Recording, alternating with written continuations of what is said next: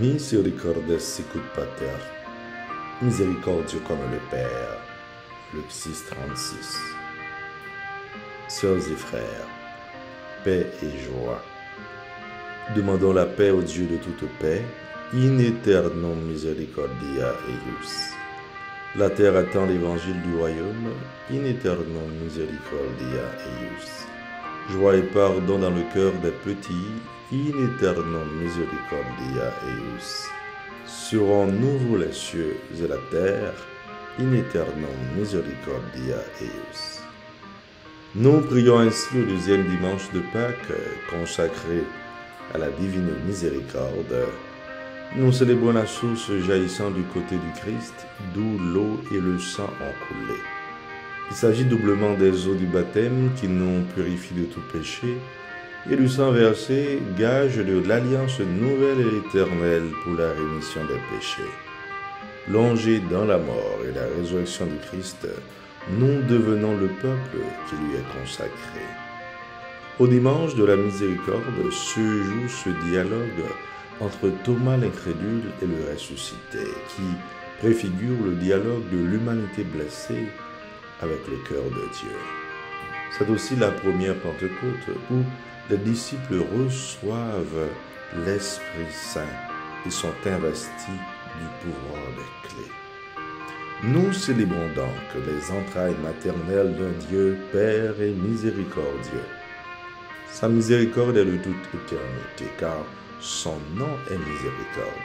Un Dieu dont les entrailles se déchirent devant la misère, l'esclavage, les abus de toutes sortes, les dominations silencieuses et complices. J'ai vu la misère de mon peuple qui est en Égypte, et j'ai entendu ses cris sous les coups des surveillants. Oui, je connais ses souffrances. Exode chapitre 3, le verset 7. Oui, notre monde est blessé. Il y a tant d'inégalités, trop d'indifférence et beaucoup trop de différences, des fossés et des clivages de toutes sortes. La terre, notre maison commune, est blessée. L'injustice climatique bat son plein avec l'accroissement des migrants à cause du climat. Le silence complice des États, des guerres çà et là, des violences continues, des crises socio-économiques et politiques, des luttes intestines pour le pouvoir, des milliers qui souffrent et désespèrent. L'appel à la miséricorde nous rejoint tous. Les catégories submentionnées, et cela nous rappelle que nous avons tous une place dans le cœur de Dieu et que les pauvres, les déshérités et ceux qui vivent en marge de la société, les milliers de déplacés, les gens des quartiers assiégés par les gangs armés en Haïti, ceux qui résistent encore, ceux qui peinent chaque jour, les victimes du séisme meurtrier du Taïwan, les victimes du climat. Le monde d'aujourd'hui promeut la paupérisation de certains pour garantir un certain contrôle, un assistanat permanent pour exercer un certain pouvoir. La première communauté chrétienne vient nous proposer un modèle économique particulier, promu par la vie religieuse. Une simple formule, cor unum et anima una, un seul cœur et une seule âme, qui serait l'équivalent de mais en pile chai palou, yon sel douette, pas manger calalou, voisinage, c'est famille, yon seul nos faibles, ensemble nos forts.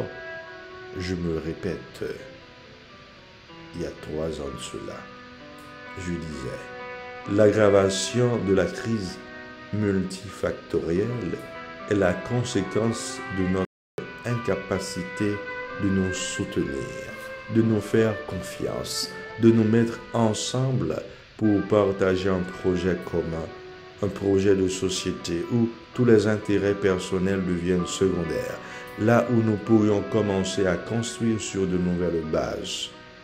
Capable de faire ce saut, c'est déjà vivre en ressuscité, c'est goûter de cette présence miséricordieuse du crucifié ressuscité. Fin de citation. Aujourd'hui, ce dernier instaure un rendez-vous qui est devenu le rythme même des activités, tant sociales que religieuses. 8 jours après Pâques, Jésus ressuscité fera de ce jour le Dies Domini, le jour du Seigneur, son jour. Beaucoup d'événements en si peu de mots. La page évangélique retrace le caractère off-limit du ressuscité qui défie la physique et la physique quantique. Plus de frontières pour le ressuscité, il rejoint les disciples porte close en intense prière avec Marie au Cénacle.